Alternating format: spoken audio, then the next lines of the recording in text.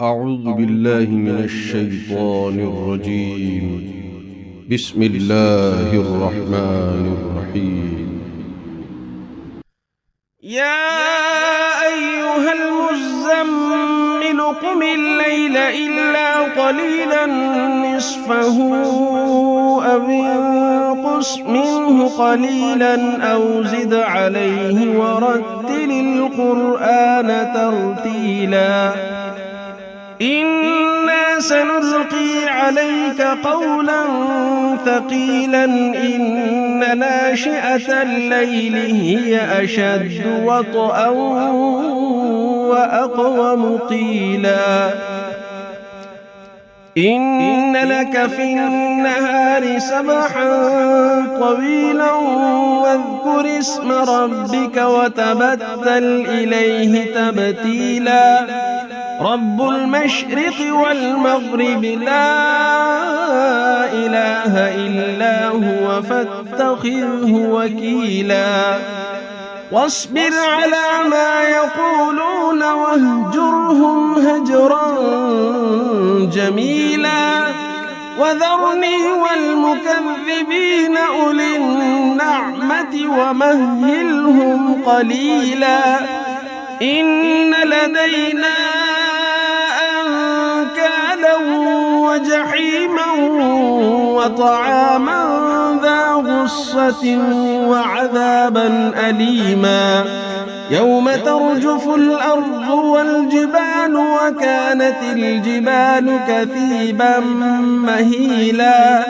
إنا أرسلنا إليكم رسولا شاهدا عليكم كما أرسلنا إلى فرعون رسولا فعصى فرعون الرسول فأخذناه أخذا وبيلا فكيف تتقون إن كفرتم يوما يجعل الولدان شيبا السماء منفطر به كان وعده مفعولا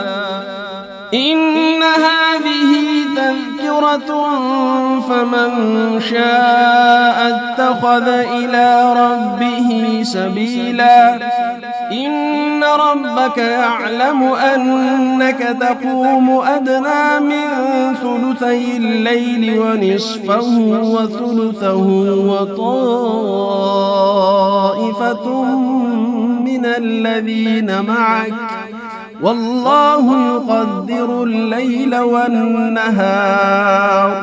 علم أن لن تحصوه فتاب عليكم فاقرؤوا ما تيسر من القرآن